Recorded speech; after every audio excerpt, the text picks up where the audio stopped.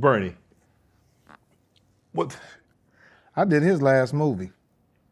Did you? Soul Man. That was the last movie he was in. He had an oxygen tank. He was dying, and him and Sam Jackson was on the. Did you realize he was that sick then? Yeah, he was messed up. And I said, Bernie Mac, man, give a young comedian some advice. He said, don't do nothing for money. And I was like, wait a minute, nigga. What we doing it for? He's rich as hell. Tell me not to put some money. Shit. That's the only reason I'm doing this. Yeah, I can't take that advice. Shit. But he was basically saying, make sure that it's something that you want to do. Right. And don't do it because it's just money there. Right. If you had to pinpoint the person that do what you do, who's helped Mike Epps the most in his career? I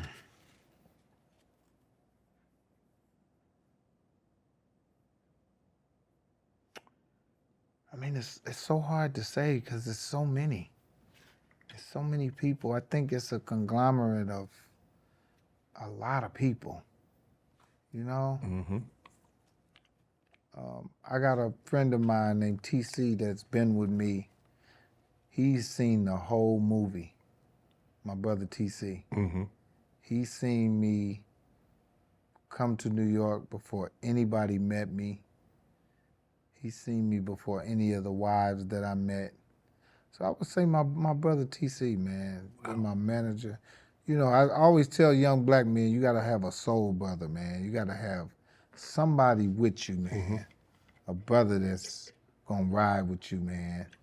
And that's what TC's been. He's been a great friend of mine, and been with me in some dark times and some great times, So I would say my road manager TC has been one of the most pinnacle brothers in my life.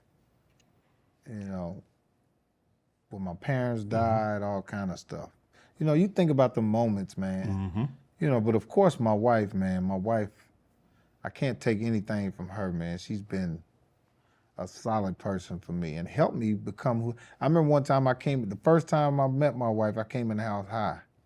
And she said, if you ever do that again, we'll never be together. And I never did it again. And that's been some years ago. Oh. I thought I was gonna be able to be that person with her, like, let me show her this other, because she didn't know. I said, let me show her this other side of me, hi, come in the house. She was like, if you do that shit, it's over. And I respected that. And I wanted to be with her that Is that bad. the type of person that you needed? Hell yeah. If I would have been with somebody who thought that was cool what I did, I probably wouldn't be sitting here. You'd have been back at square one. Yeah, probably would have. Anything could have happened. So sometimes you have to have people threaten you with not being in your life. That's right. To make you, it's either this or that. So I picked that. Mm-hmm. I picked a good wife. She's a beautiful mother to my kids. Great wife. Very smart. She's a producer herself. Okay. Yana Van Zant, different shows like that. So she understands the business, which I've got blessed with that. Joke stealing. Mm-hmm. I hear a lot of, some says, look, if that's the best joke you ever gonna tell, okay, I guess you can get upset about it.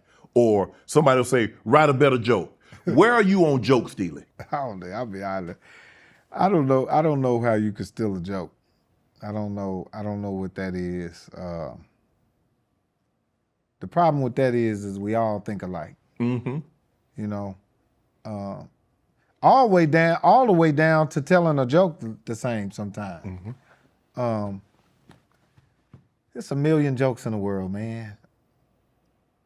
Red Fox used to do whole sets of stock jokes.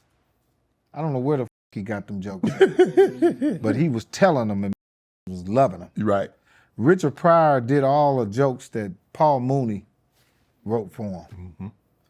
I don't know how you can steal a joke. I hear people say shit I say all the time, and I recognize it. Right. It's going. But I don't never go to nobody and tell them, hey man, you can't say that. Right. You don't draw no attention to it. You just like, you keep it moving. Yeah, because the reality of that is that I can take a joke and tell it, and a little young guy can tell the joke and tell it, and if nobody know who the he is, it ain't his joke no way. Right. It's not. You know, people stole all kind of shit from me coming up, but I don't. Can't steal a joke, man. They all joke. They all ideas. Is it true that you was gambling one time with Oak, and you lost 40 grand? With Charles Oakley? Now? Yeah. Hell yeah. Around with him. Remember Charles Gerald Levert? Yeah. Man, them NBA niggas was in a hotel gambling and shit, and I thought I could jump in there. You pay Oak? Because I was going to call Oak and say, Oak, I got him here for you. I know that nigga know me too. I know that nigga shit. Hell yeah. I was talking to him on the way over here. No, I didn't lose no money to him. I mean, I didn't owe him. I just lost some money gambling. But damn. That was the thing about with them NBA players. They had way more money than me. Yeah. I thought I could jump in there and play. You can't weather them storms. It's like the casino. Got f***ed up quick. I got that money and got my ass up out of there. I'm out of there. This nigga Charles Oakley. Let me ask you this. Why is it important for you to take these young comedians on the road? You know, I remember when I was young, and I remember how it felt to go on tour with the OGs. And I knew how important it was for them to learn and for me to learn too. You know, like I said, I learned from them and they learned from me. We all learn from each other, man. You know, and unfortunately, we all got to start somewhere. So right. I like being on the road with these guys. We the ones tour, right. you know? And has the tour started yet? No, the tour is starting up. What's the date on the tour? February. Huh? So it's in 26. You kick it off in 26. 26. February 6th, we doing a worldwide tour. Like I said, Shannon, this is our 3rd year doing it. How many cities? Oh, man, we doing all the major cities. 40 cities. 40 cities. And if I posted it, it's on BMNshows.com. BMNshows.com. You want to go on there and check out all the dates. I'm headlining this year. Last year, I was just hosting, bringing up the young comics. Right. But this year, I'm coming out OG after everybody. And we got TK Kirkland on the show. Okay. You know what I mean? Yeah. We got Jay Ski. Man, we got some of the youngest, hottest comics. It's gonna be the hottest comedy tour out. You know, you ain't gonna see nowhere where you gonna see a better tour than this. Wow. Young, hot black comics.